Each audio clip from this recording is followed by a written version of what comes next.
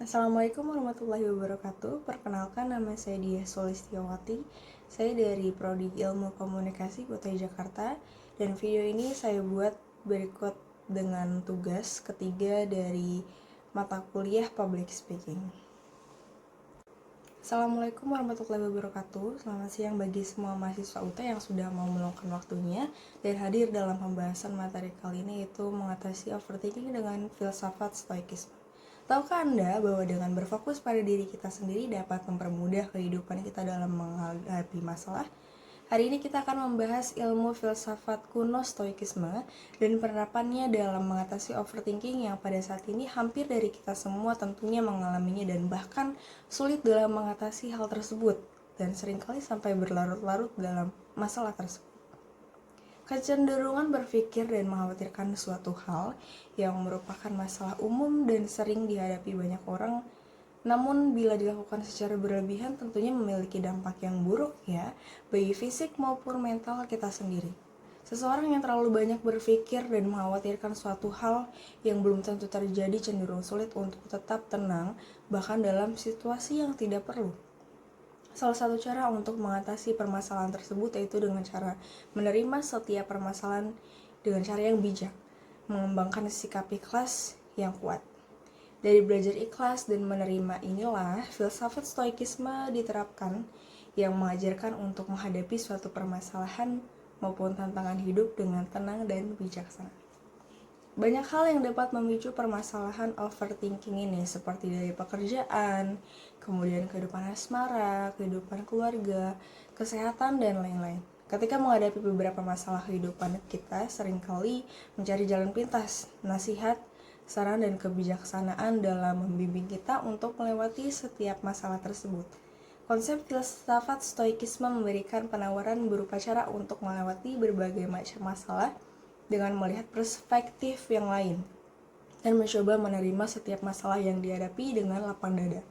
Konsep filsafat ini mengajarkan kita untuk berfokus pada hal yang bisa kita kontrol, yaitu diri kita sendiri, pemikiran kita sendiri, serta tindakan kita sendiri. Jika kita berfokus pada hal yang tidak bisa kita kontrol, maka kehidupan kita akan terasa damai dengan menerima berbagai perbedaan, menerima berbagai masalah.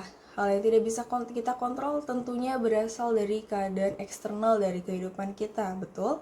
Misalnya pemikiran orang lain, masalah yang tiba-tiba menerpa, kesehatan, jabatan, pendidikan, dan lain-lain. Dengan penerapan filsafat ini, kita akan lebih berfokus pada kemampuan diri kita sendiri dilihat dari perspektif yang lain, mengenali batas kendali kita, karena kita selalu mempunyai kekuatan untuk membentuk tanggapan batin kita terhadap setiap keadaan yang terjadi dalam kehidupan ini. Karena sesungguhnya hal yang di luar kontrol kita tidak akan pernah bisa kita kendalikan, maka dari itu, diri kita sendirilah yang harus dikendalikan. Stoikisme merupakan suatu hal yang sangat relevan dengan kesehatan mental karena dapat membantu suatu individu dalam mengelola emosi negatif, menumbuhkan emosi positif. Stoikisme sendiri didirikan oleh Zeno dari Citium yang mengajar di Stoa Poikile di Athena. Stoikisme memiliki nilai praktis dan relevan dengan kehidupan sehari-hari karena dapat membantu individu mengatasi konflik emosional dan menumbuhkan ketahanan batin. Konsep filsafat Stoa ini sangat berguna bagi mereka yang memang merasa kesulitan dalam pikirannya, yang merupakan masalah umum bagi mereka yang mengalami kecemasan dan terlalu banyak berpikir. Panduan ini memberikan titik fokus, membantu mengajarkan kita untuk meminimalkan pikiran-pikiran yang mengganggu.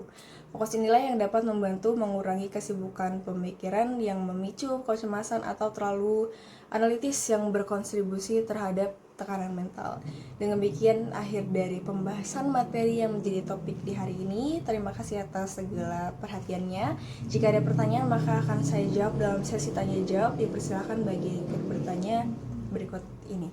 Terima kasih atas antusiasmenya dalam pembahasan materi pada hari ini. Semoga kita semua dapat mengambil manfaat dari apa yang sudah saya sampaikan dan menjadi bahan bahasan dari sesi tanya jawab yang akan kita lakukan nantinya. Wassalamualaikum warahmatullahi wabarakatuh.